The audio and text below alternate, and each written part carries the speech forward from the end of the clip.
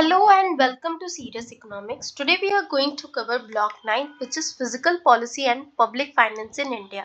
Okay, so let's begin the class. Physical policy समझने के लिए सबसे पहले हमें क्या समझना चाहिए? हमें यूनियन बजट को समझना होगा. बजट क्या होता है? बजट जो है सिंपली गवर्नमेंट का एनुअल फाइनेंशियल स्टेटमेंट होता है, जिसमें बताया जाता है कि गवर्नमेंट कितना रेवेन्यू अर्न करेगी और कितना एक्सपेंडिचर करेगी. ठीक है.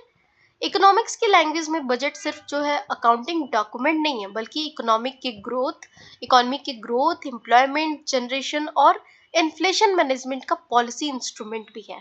ठीक है. इंडियन बजट को जो हम ब्रॉडली दो अकाउंट में डिवाइड करते हैं. पहला तो है रेवेन्यू बजट. ठीक है, रेवेन्यू अकाउंट, और दूसरा है कैपिटल अकाउंट. ठीक है. इंडियन बजट को ब्रॉडली दो अकाउंट में डिवाइड करते हैं, रेवेन्यू अकाउंट और कैपिटल अकाउंट. यही बजट स्ट्रक्चर के फाउंडेशन मानते हैं हम लोग. ठीक है. चलो रेवेन्यू अकाउंट को समझते हैं क्या होता है. तो रेवेन्यू बजट स्ट्रक्चर में हम पहले क्या समझेंगे? रेवेन्यू अकाउंट को. तो रेवेन्यू अकाउंट क्या होता है? तो रेवेन्यू अकाउंट करंट इनकम और करंट एक्सपेंडिचर को शो करता है. ठीक है. रेवेन्यू अकाउंट क्या होता है? जो करंट एक्सपेंडिचर और इनकम को शो करे वो है रेवेन्यू अकाउंट. इसके जो दो टाइप है रेवेन्यू अकाउंट के. पहला तो है रेवेन्यू रिसिप्ट एंड दूसरा है रेवेन्यू एक्सपेंडिचर. ठीक है. रेवेन्यू अकाउंट में जो रेवेन्यू रिसिप्ट होता है वो गवर्नमेंट की ऐसी रिसिप्ट होती है जो लाइबिलिटी क्रिएट नहीं करती है और एसेट्स भी रिड्यूस नहीं करती है. ठीक है. रेवेन्यू रिसिप्ट क्या होता है कि ऐसी रिसिप्ट है जो लाइबिलिटी तो नहीं क्रिएट कर रही है, पर कोई एसेट भी क्या है, रिड्यूस नहीं कर रही है. ठीक है. तो मतलब इसमें जो रेवेन्यू रिसिप्ट है, टैक्स प्लस नॉन टैक्स, मतलब ये दो टाइप का रेवेन्यू रिसिप्ट भी होता है. एक तो टैक्स रेवेन्यू, दूसरा नॉन टैक्स रेवेन्यू. मतलब क्या है कि रेवेन्यू रिसिप्ट गवर्नमेंट की ऐसी रिसिप्ट है जो लाइबिलिटी तो क्रिएट नहीं करती है और एसेट्स भी रिड्यूस नहीं करती है. तो ये दो टाइप की होती है, एक टैक्स रेवेन्यू, एक non tax revenue. Tax revenue example जो इनकम से आए, इनकम टैक्स से आए, जो कॉर्पोरेशन टैक्स से आए, जो जीएसटी से आए, जो कस्टम ड्यूटी से आए, एक्साइज ड्यूटी से आए, ऐसे जो टैक्स होते हैं रेवेन्यू, वो क्या है, हमारे टैक्स रेवेन्यू माने जाते हैं रेवेन्यू रिसिप्ट के. ठीक है. ये गवर्नमेंट की सबसे इंपॉर्टेंट इनकम सोर्स है. नॉन टैक्स रेवेन्यू की बात करें तो नॉन टैक्स रेवेन्यू जो है उसका एग्जांपल है RBI dividend, PSU dividend, fees, penalties, spectrum auction से जो रेवेन्यू आता है वो सारे कहाँ से आता है, एंड उसको हम कहाँ रखते हैं? उसको हम नॉन टैक्स रेवेन्यू में रखते हैं. ठीक है. अच्छा, रेवेन्यू एक्सपेंडिचर की अब बात करते हैं. रेवेन्यू एक्सपेंडिचर हमारा क्या होता है? तो रेवेन्यू एक्सपेंडिचर गवर्नमेंट का रूटीन एक्सपेंडिचर होता है. उसके डे टू डे एक्सपेंडिचर को रेवेन्यू एक्सपेंडिचर कहते हैं. जैसे कि फॉर एग्जांपल जब गवर्नमेंट सैलरीज, सब्सिडीज, इंटरेस्ट और सोशल स्पेंडिंग पे खर्च करे, वेलफेयर एक्सपेंडिचर करे, तब होता है रेवेन्यू एक्सपेंडिचर. रेवेन्यू एक्सपेंडिचर से जनरली कोई एसेट्स तो नहीं क्रिएट होता है, पर ये कंजप्शन ओरिएंटेड एक्सपेंडिचर होता है. ठीक है. अब बात करते हैं बजट स्ट्रक्चर में. हमने रेवेन्यू अकाउंट को देखा. ठीक है. रेवेन्यू अकाउंट में हमने इसके दो टाइप देखे, revenue receipt and revenue expenditure. अब तीसरा जो इसी रेवेन्यू अकाउंट में टर्म देखेंगे, रेवेन्यू डेफिसिट का. क्या होता है रेवेन्यू डेफिसिट? तो रेवेन्यू डेफिसिट जो होता है वो किसके बराबर होता है? रेवेन्यू एक्सपेंडिचर में से जब रेवेन्यू रिसिप्ट माइनस करते हैं. ठीक है. अगर गवर्नमेंट की करंट इनकम करंट एक्सपेंडिचर से कम है तो क्या होती है? रेवेन्यू डेफिसिट अराइज होता है. ठीक है. जब आप रेवेन्यू एक्सपेंडिचर में से रेवेन्यू रिसिप्ट माइनस करते हैं तो हमारा रेवेन्यू डेफिसिट निकल आता है. और ये कब होता है रेवेन्यू डेफिसिट? जब हमारा एक्सपेंडिचर जो है इनकम से ज्यादा हो. ठीक. इकोनॉमिस्ट जो है रेवेन्यू डेफिसिट को डेंजरस मानते हैं. क्यों? क्योंकि गवर्नमेंट बोरोइंग करके सैलरीज और सब्सिडीज फाइनेंस कर रही होती है. ठीक है. तो इकोनॉमिस्ट जो है वो क्या रेवेन्यू डेफिसिट को क्या मानते हैं? डेंजरस मानते हैं. क्यों? क्योंकि गवर्नमेंट बोरोइंग करके सैलरीज और सब्सिडीज को फाइनेंस कर रही होती है. गवर्नमेंट के पास इतना भी पैसा नहीं है कि वो सैलरीज दे सके लोगों को, सब्सिडीज दे सके लोगों को अपने देश में. उसके लिए भी उसको बाहर से पैसा खरीदना पड़ रहा है. तो इसलिए इकोनॉमिस्ट जो है इसे डेंजरस मानते हैं. ठीक है. यानी डेब्ट जो है फ्यूचर एसेट्स क्रिएट करने के बजाय किस लिए यूज हो रहा है? करंट कंजप्शन के लिए यूज हो रहा है. ठीक. अब बात करते हैं कैपिटल अकाउंट की. कैपिटल अकाउंट क्या है? तो कैपिटल अकाउंट एसेट्स और लाइबिलिटी में चेंजेस को रिकॉर्ड करता है. ठीक है. तो कैपिटल अकाउंट क्या करता है? एसेट्स एंड लाइबिलिटीज में चेंजेस को रिकॉर्ड करता है. ठीक है. इसमें भी हम दो टाइप पढ़ते हैं, capital receipt and capital expenditure. ठीक है. अच्छा अच्छा, ओवरऑल रेवेन्यू अकाउंट का फॉर्मूला क्या होगा? तो ओवरऑल रेवेन्यू अकाउंट का फॉर्मूला होगा रेवेन्यू रिसिप्ट में से रेवेन्यू एक्सपेंडिचर माइनस, ठीक है। अच्छा, ओवरऑल कैपिटल अकाउंट का फॉर्मूला क्या होगा? तो ओवरऑल कैपिटल अकाउंट का फॉर्मूला होगा कैपिटल रिसिप्ट में से कैपिटल एक्सपेंडिचर माइनस करना, ठीक है। अच्छा, कैपिटल रिसिप्ट का एग्जांपल अगर हम समझे तो कौन कौन सा है? तो बोरोइंग्स है, डिसइन्वेस्टमेंट है, ये सब क्या है? कैपिटल रिसिप्ट के एग्जांपल है, ठीक है। आप लोन से रिकवरी कर रहे हो, ये सब कैपिटल रिसिप्ट के अंदर आता है। कैपिटल एक्सपेंडिचर मतलब कैपिटल एक्सपेंडिचर को प्रोडक्टिव ही माना जाता है क्योंकि फ्यूचर इनकम इससे जनरेट होती है, क्योंकि जो कैपिटल एक्सपेंडिचर है वो एसेट्स क्रिएट करता है। एग्जांपल इंफ्रास्ट्रक्चर हुआ या लोन्स टू स्टेट हुआ या रेलवेज एयरपोर्ट्स बनवाना, ये सब क्या कैपिटल एक्सपेंडिचर है। और ये जो है आगे चल के टैक्स देंगे या लोग ट्रेवल करेंगे तो उससे फायदा ही होगा कंट्री को, ठीक है। अब चलो नेक्स्ट टर्म की बात करते हैं। हमने दो इंपॉर्टेंट टर्म देख लिए, revenue account and capital account, ठीक है। क्या हमने देखा कि revenue account and capital account, और रेवेन्यू अकाउंट और कैपिटल अकाउंट का फॉर्मूला हमने क्या समझा? हमने फॉर्मूला समझा कि रिसिप्ट में से हम जब क्या माइनस कर देते हैं? एक्सपेंडिचर, तो ये आता है, ठीक है। एंड कैपिटल अकाउंट में क्या हमने समझा कि कैपिटल रिसिप्ट में से एक्सपेंडिचर माइनस कर दे रहे हैं तो हमारा कैपिटल आ जा रहा है, ठीक है। इन इसके दो टाइप थे और इसके भी दो टाइप हैं। एक तो ये रेवेन्यू रिसिप्ट है और रेवेन्यू एक्सपेंडिचर इसका टाइप है। इसका क्या है? कैपिटल रिसिप्ट है और कैपिटल एक्सपेंडिचर है, ठीक है। इनमें अगर दोनों में अंतर आया कि आपकी जो इनकम है वो एक्सपेंडिचर से कम है तो क्या है? आपकी एक्सपेंडिचर जो है इनकम से ज्यादा है, तो यहाँ पे रेवेन्यू डेफिसिट का कॉन्सेप्ट पढ़ा हमने, ठीक। चलो अब हम देखते हैं अपना फिजिकल डेफिसिट। फिजिकल डेफिसिट का फॉर्मूला क्या है? तो टोटल एक्सपेंडिचर में से आप टोटल नॉन डेप्ट रिसिप्ट जब माइनस करते हो तो फिजिकल डेफिसिट आता है, ठीक है।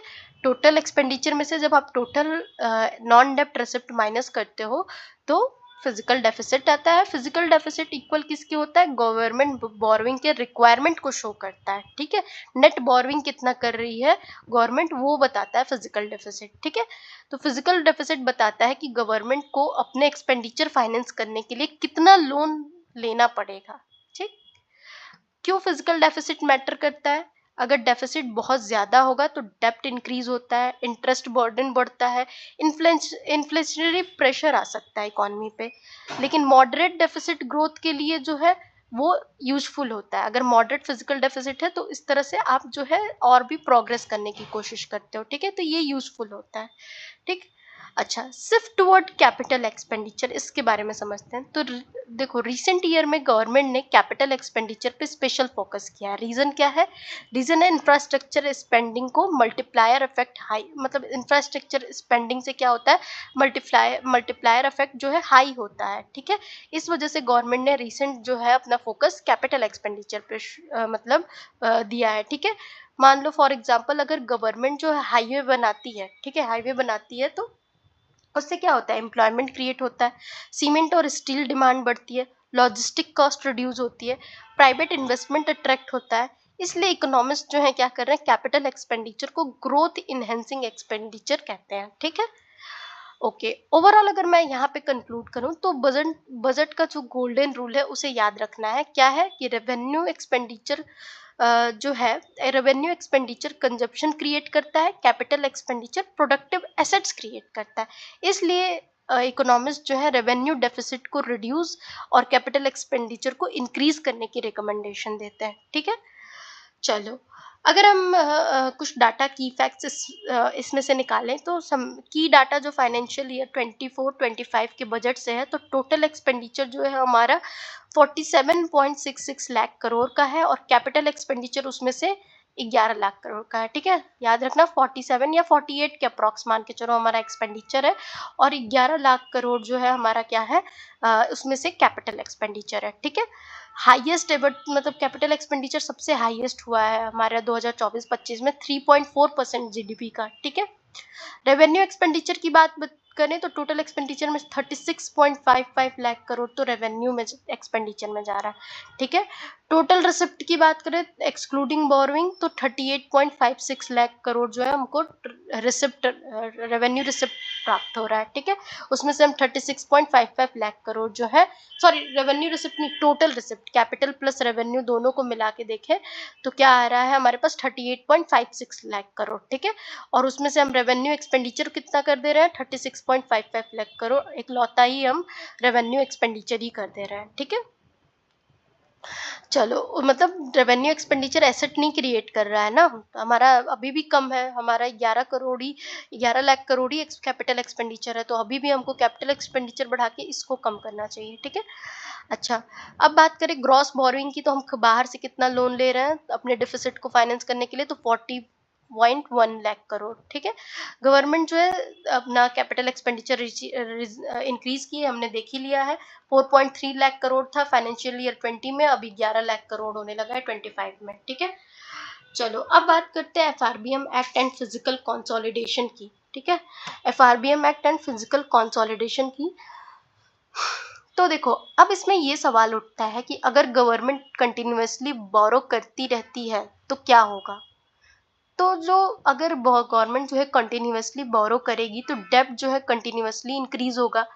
इसी प्रॉब्लम को कंट्रोल करने के लिए इंडिया ने physical responsibility and budget management act यानी एफआरबीएम एक्ट इंट्रोड्यूस किया, ठीक है। एफआरबीएम एक्ट की जरूरत क्या पड़ी हमें, तो 1990s और अर्ली 2000 में गवर्नमेंट डेफिसिट जो है वो कंटिन्यूअसली हाई था। उसके रिजल्टेंट क्या हुआ कि पब्लिक डेप्ट बढ़ने लगा, हाई इंटरेस्ट बर्डन आने लगा, फिजिकल इंस्टेबिलिटी क्रिएट हो गई इकोनॉमी में, एंड गवर्नमेंट को फिजिकल डिसिप्लिन लाने की जरूरत महसूस होने लगी, ठीक है। फिर जब ऐसा 1990s और 2000 में देखा गया तो फिर 2003 में FRBM physical responsibility budget management act 2003 लाया गया। एफआरबीएम एक्ट का ऑब्जेक्टिव था कि गवर्नमेंट को रिस्पॉन्सिबल फिजिकल बिहेवियर फॉलो करने के लिए लीगली बाइंड करना, ठीक है। तो ओरिजिनल जो टारगेट था एफआरबीएम एक्ट का वो ये था कि फिजिकल डेफिसिट को 3% ऑफ जीडीपी के रखना है, ठीक है। कि आप बस 3% का जीडीपी का ही आप फिजिकल डेफिसिट या फिजिकल डेफिसिट के लिए बोरोइंग कर सकते हो, ठीक है। रेवेन्यू डेफिसिट को जो है वो बिल्कुल ही एलिमिनेट करना, और ये एलिमिनेट भी हो गया है 2008 तक, ठीक, रेवेन्यू डेफिसिट। उसके बाद ऑब्जेक्टिव क्या था कि लॉन्ग टर्म फिजिकल सस्टेनेबिलिटी को इंश्योर करना इस एक्ट का, ठीक है। अब एक बात, अब ये जो है physical FRBM act 2003 never fully achieved target, ठीक है, पूरी तरह से अपना टारगेट कभी नहीं अचीव कर पाई जो 3% वाला था फिजिकल डेफिसिट का, ठीक है। रिपीटेटिवली इसको रिलैक्सेशन दी जा रही थी। फिर देखते हैं कि फिजिकल कंसोलिडेशन का मतलब क्या है, ठीक है। फिजिकल कंसोलिडेशन का मतलब होता है कि ग्रेजुअली फिजिकल डेफिसिट और पब्लिक डेब्ट को रिड्यूस करना। क्या है कंसोलिडेशन का मतलब, कि फिजिकल डेफिसिट और पब्लिक डेब्ट को ग्रेजुअली रिड्यूस करना। ये दो तरीकों से हो सकता है, किससे, एक तो रेवेन्यू इंक्रीज करके और एक्सपेंडिचर रेशनलाइज करके, ठीक है। तो रेवेन्यू कैसे इंक्रीज होगा, टैक्स कलेक्शन बढ़ाना होगा, टैक्स का कंपाइलेशन इंप्रूव करना होगा। एक्सपेंडिचर रेशनलाइजेशन मतलब कि वेस्टफुल स्पेंडिंग है उनको रिड्यूस करना होगा, एफिशिएंट एक्सपेंडिचर को प्रमोट करना होगा, ठीक है। तो जो एनके सिंह कमेटी 2017 में बैठती है, ठीक है, वो क्या रिकमेंड करती है, वो बताते हैं कि एफआरबीएम फ्रेमवर्क, मतलब एनके सिंह कमेटी को इसलिए बिठाया जाता है कि वो एफआरबीएम फ्रेमवर्क को क्या करे, रिव्यू कर सके, ठीक है। तो कमेटी ने रिव्यू करके सजेस्ट किया कि डेप्ट बेस्ड फ्रेमवर्क जो है वो अडॉप्ट करो। क्या सजेस्ट किया, डेप्ट टू जीडीपी टारगेट दिया उन्होंने, ठीक है। तो डेप्ट बेस्ड फ्रेमवर्क को अडॉप्ट करो। रिकमेंड क्या किया, डेप्ट टारगेट, कैसा, कितना, क्या डेप्ट टारगेट उन्होंने बताया कि टोटल पब्लिक डेप्ट जो है वो कितना होना चाहिए, 60% ऑफ जीडीपी होना चाहिए, ठीक है। और सेंटर जो है उसमें से 40% उठा सकती है एंड 20% स्टेट, ठीक। रीजन क्या है, तो डेप्ट सस्टेनेबिलिटी लॉन्ग रन में डेफिसिट से ज्यादा इंपॉर्टेंट होती है। लोन जो डेप्ट आप कर्जे में आ रहे हो उसकी सस्टेनेबल होना जरूरी है, यही ज्यादा इंपॉर्टेंट होता है लॉन्ग टर्म के लिए, ठीक है। अब बात करें स्केप क्लॉज की, तो इकोनॉमी में कभी कभी एक्स्ट्रा ऑर्डिनरी सिचुएशन भी आ सकती है, example war, natural disaster, economic crisis, pandemic, ठीक है। तो इसलिए एफआरबीएम स्केप क्लॉज प्रोवाइड किया गया। गवर्नमेंट टेम्पोररी बेसिस पर डेफिसिट टारगेट से डेविएट कर सकती है अगर ऐसी कोई सिचुएशन आई तो, ठीक है। इसके बाद बात करते हैं हम किस चीज़ की, कोविड का फिजिकल एक्सपेंशन, ठीक है, कोविड एंड फिजिकल एक्सपेंशन। तो कोविड पैंडेमिक एक एक्सेप्शनल सिचुएशन था, ठीक है। गवर्नमेंट को हेल्थ एक्सपेंडिचर इंक्रीज करना पड़ा था, वेलफेयर स्कीम चलानी पड़ी थी, इकोनॉमिक सपोर्ट पैकेज देने पड़े थे। इसके रिजल्टेंट ये हुआ कि फिजिकल डेफिसिट जो है शार्पली इंक्रीज हो गया, और ये एफआरबीएम टारगेट से काफी ज्यादा था, ठीक है। तो फिजिकल डेफिसिट जो है एफआरबीएम टारगेट से काफी ज्यादा हो गया था कोविड टाइम में, 9.2% हो गया था 21 में, ठीक है। तो पोस्ट कोविड के बाद क्या फॉलो हुआ, फिजिकल कंसोलिडेशन पॉलिसी फॉलो होने लगी, ठीक है। तो पोस्ट कोविड के बाद फिजिकल कंसोलिडेशन पॉलिसी में क्या हुआ कि पैंडेमिक के बाद गवर्नमेंट जो है ग्रेजुअली डेफिसिट को रिड्यूस कर रही थी, ठीक है। उनका स्ट्रेटेजी ये था कि ग्रोथ फ्रेंडली फिजिकल कंसोलिडेशन करना, यानी डेफिसिट रिड्यूस भी करना और ग्रोथ भी सेक्रीफाइस नहीं करना, ठीक। तो बात पे फाइनेंशियल ईयर 24 में आके हम 5.6% पे एक्चुअल में आ गए, ठीक है। एंड 25 में 4.9% हमने अपना फिजिकल डेफिसिट कर लिया। 26 का जो हमारा टारगेट है वो क्या है, 4.4% रखना, ठीक है। तो करंट में 25 में क्या है, 4.9%, ठीक है। और 26 में क्या रखना है हमें, 4.4% पे अपना फिजिकल डेफिसिट रखना है, ठीक है। और स्टेट्स एंड एफआरबीएम टारगेट से स्टेट की क्या फिजिकल रिस्पॉन्सिबिलिटी रखी गई, सिर्फ सेंटर ही नहीं, स्टेट के लिए भी फिजिकल रिस्पॉन्सिबिलिटी रूल्स थे, ठीक है। जनरली स्टेट की को बोरोइंग लिमिट जो है, बोरोइंग लिमिट जीएसडीपी के परसेंटेज के फॉर्म में डिसाइड किया जाता है, मतलब 3% ऑफ जीएसडीपी, मतलब जो ग्रॉस स्टेट का जीडीपी है, ठीक है। तो उसके 3% जो है स्टेट को बोरोइंग लिमिट रखी गई है, ठीक है, 3%, ठीक। Plus up to 0.5% for power sector reform, power sector के रिफॉर्म के लिए 0.5% आप एक्स्ट्रा 3% से कर सकते हो, ठीक है। पर्पस क्या था कि फिजिकल प्रूडेंस मेंटेन करना, ठीक। फिर capital expenditure support to state, capital expenditure का कैसा सपोर्ट दिया गया स्टेट को, तो रिसेंट ईयर में सेंट्रल गवर्नमेंट स्टेट्स को क्या कर रही है, 50 year interest free loan provide कर रही है। ऑब्जेक्टिव क्या है कि स्टेट के इंफ्रास्ट्रक्चर इन्वेस्टमेंट के लिए इनकरेज करना। ये कोऑपरेटिव फिजिकल फेडरलिज्म का एक तरह से बेहतरीन एग्जांपल है, जिसमें गवर्नमेंट जो है क्या कर रही है कि central government 50 year interest free loan provide कर रही है स्टेट्स को, और स्टेट का इंफ्रास्ट्रक्चर इन्वेस्टमेंट को इनकरेज कर रही है, ठीक है। ओवरऑल अब इसमें और एवरीथिंग हमने कवर कर लिया। अभी और क्या बचा है, तो अगर physical deficit versus revenue deficit में डिफरेंस समझे, तो रेवेन्यू डेफिसिट जो है करंट एक्सपेंडिचर के लिए बोरोइंग किया जाता है, ठीक है। जनरली अनडिजायरेबल होता है, रेवेन्यू डेफिसिट कोई नहीं चाहता है कि हो। और physical deficit total borrowing requirement को फुलफिल करने के लिए होता है। मॉडरेट लेवल तक फिजिकल डेफिसिट जो होता है वो एक्सेप्टेबल होता है, ठीक है। तो ओवरऑल बात करें तो एफआरबीएम एक्ट का एसेंस ये था कि फिजिकल डेफिसिट है, फिजिकल डिसिप्लिन को मेंटेन करना, गवर्नमेंट के को डेवलपमेंट एक्सपेंडिचर और फिजिकल सस्टेनेबिलिटी के बीच में बैलेंस मेंटेन कराना, एंड इसी बैलेंस को फिजिकल कंसोलिडेशन कहा जाता है, ठीक है। लॉन्ग रन इकोनॉमिक स्टेबिलिटी के लिए सस्टेनेबल डेफिसिट और सस्टेनेबल डेप्ट दोनों ही क्या है, इक्वली इम्पॉर्टेंट है, ठीक है। नेक्स्ट हम एक्सटर्नल सेक्टर नेक्स्ट वीडियो में करेंगे।